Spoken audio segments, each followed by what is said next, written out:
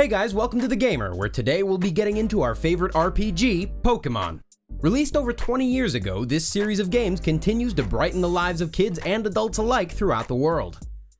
As a result of its longevity, Pokemon contains a multitude of secrets you've probably missed on your way to become the very best like no one ever was. We'll find hidden references to past games, nods to the anime, unused data, and even some creepy secret details that gamers may have been unable to see on their own. Let's go! Humans used to marry Pokemon. This is a secret mostly for the American audience. In Diamond, Pearl, and Platinum, there exists a library in Canaclave that details the folklore and myths of the Pokemon universe. In Sinnoh Folk Story 3, there exists an excerpt that reads, "There once were Pokemon that became very close to humans. There once were humans and Pokemon that ate at the same table together. It was a time where there existed no differences to distinguish the two." Ugh. Seems interesting and innocent, but the Japanese version, which we argue is the true version, tells another story. It states that Pokemon and humans would marry each other, and that this was normal because of the lack of distinction between the two. While this is no secret to hardcore fans, please be wary of petting your Pikachu too much, otherwise, it may want to marry you. You and I will be married someday too. Game Freak's sneaky memes. The memes. Nintendo did not create Pokemon all on its own. Game Freak is the other company most connected to the franchise. You might know them as the team of NPCs that seem to sprout up in every entry, giving out fun facts, prizes, and other little fun things. Game Freak also likes to sneak memes into some of their more recent games. For example, check out Pokemon X and Y. On Route 10, there's a trainer named Psychic Robert. He says, "Wow, you and your Pokemon's power levels are incredible. They're over 9,000 for sure." That is, of course, a reference to that famous scene in Dragon Ball Z. There's a trainer named Veteran Timio on Victory Road that says, "My body is ready," referring to the accidental meme created by Nintendo of America executive Reggie Fils-Aimé. My body is ready. In Pokemon Alpha Sapphire and Omega Ruby, you can find a sneaky homage to Lord of the Rings. An old man living in Pacific Town tells you one does not simply walk into a Mirage spot. One does not simply walk into Mordor. Just replace your Mirage spot with Mordor and you've got yourself some copyright issues, Game Freak. In 2016 Sun and Moon, Game Freak takes a shot at IGN. When the player uses the Pokefinder to take a snapshot of water, fictional comments appear underneath your image. One of them says 7.8 out of 10 too much water, which refers to the very strange review IGN left for Alpha Sapphire. We expect there to be even more memes in the upcoming Pokemon Sword and Shield. It'll likely be incredibly outdated like dabbing or the Bee Movie. Please don't be like that. No, you're not the one. Pokemon has an odd way of sprinkling in dark, creepy secrets into their light, family-friendly universe. This secret is different from the others on the list, as it has since spawned numerous theories that last to this day. More accurately, she is a hex maniac that mysteriously appears in X and Y and Alpha Sapphire and Omega Ruby. When visiting this cheerful, Paris-inspired Luminos city, there is a building the player can visit that houses this hidden specter. Go to the top floor and all the music will stop. The lights will begin flickering. Suddenly, the ghost girl materializes behind you. She floats past the player, stopping to mutter, "No, you're not the one." The girl then disappears and never comes back into the game. Hey, wake up. You can actually find her again on Mount Pyre in Alpha Sapphire, speaking the same words as before. This has nothing to do with the story progression of the game, so this could be easily missed. By the way, we still don't know the answer to this secret mystery years after its release. Munna is a foreshadowed Pokemon. Game Freak is known for teasing future Pokemon for the following generations.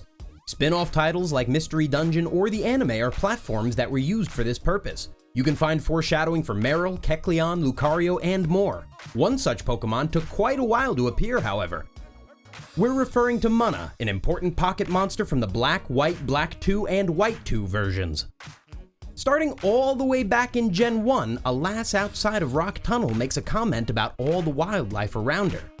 "The Pokemon here are so chunky, there should be a pink one with a floral pattern."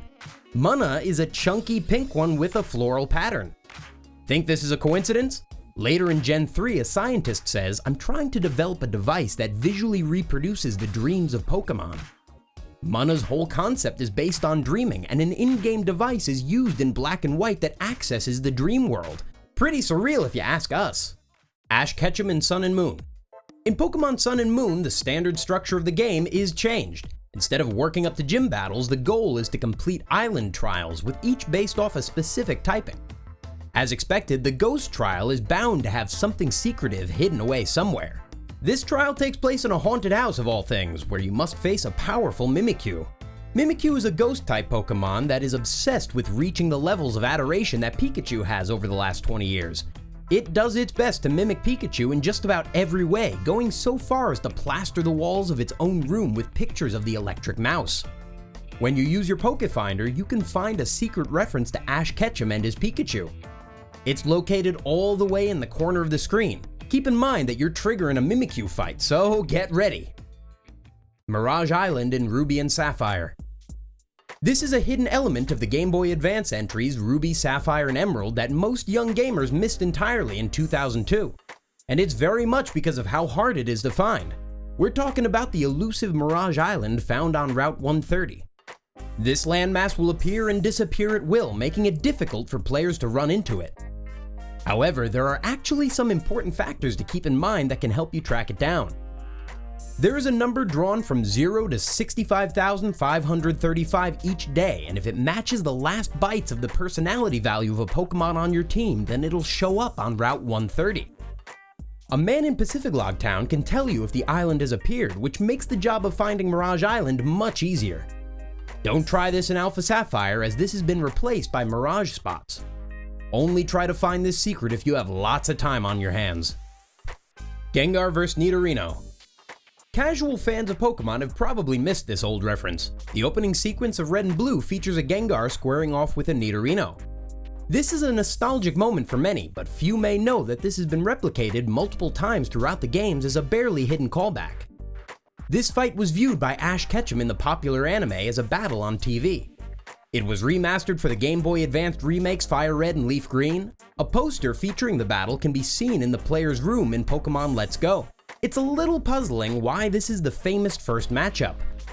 Gengar is clearly capable of overpowering the poor Nidorino, and it brings to mind the many awkward battle choices made in the anime. There are actually many theories about why this fight is the way it is, but that's for another video. Santalune Forest is based off Viridian Forest. Pokemon X and Y really sought out to be a revamp of the series. For the longest time, the games were mainly two-dimensional, top-down experiences with little complicated animation. Generation 6 changed this by remodeling the entire game into the third dimension thanks to the power of the 3DS. To showcase the new Pokemon adventure, Game Freak added a canopied forest with sparkling beams of light poking through. What many may not realize is that this forest is based on the old-school Viridian Forest of the Kanto region. To prove this, look at the layout of the forest compared to Viridian. They are awfully similar. Furthermore, every single Pokemon available in the Red and Blue games are also found in Santalune, even Pikachu. Diamond Dust Phenomenon. A very special variant of snow in the shape of diamonds will appear on select days in each Pokemon game since Diamond and Pearl on the Nintendo DS. This was for director Junichi Masuda's birthday back on January 12, 2008. You'd be able to find it in Snow Point City in the Sinnoh region.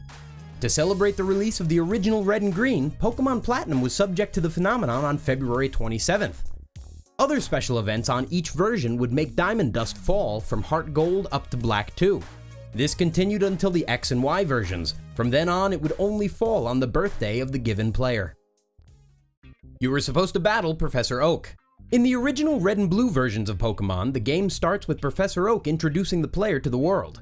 He was your mentor figure that gave you your first Pokemon, Charmander, Squirtle, or Bulbasaur. Or Pikachu if you had the yellow version that debuted a little bit later. We all know the story from here. Catch Pokemon, beat the gym leaders, beat Team Rocket, gamble, get stuck at the Snorlax bit, and beat your rival for the title of champion. But here's the thing, you could have actually battled the good old Professor Oak near the end of the game. That's right, according to the game's code, there's a programmed fight with the old man that was scrapped for some unknown reason. He carried a level 66 Tauros, a level 67 Executor, a level 68 Arcanine, a level 70 Gyarados, and the last Pokemon depends on whichever starter you picked at the beginning portion of the game. His team looks remarkably similar to the Pokemon champion, Blue, so perhaps Oak was intended to be there at the end of the Elite Four challenge. But considering that Blue is his grandson, it could have been just a classic case of nepotism, using his grandfather's team to win. The only ways to fight Oak are through utilizing glitches or Game Shark. We really wish that this was an official part of Red and Blue. What a way to end an excellent game. And this is where we end the video for today. What'd you think? Any hidden secrets we missed? Leave a comment down below to tell us. If you enjoyed this video, give a like and hit the subscribe button as we're releasing videos every couple days. And yes, also the notification bell so you won't miss a single upload this week. Have a good week, everybody!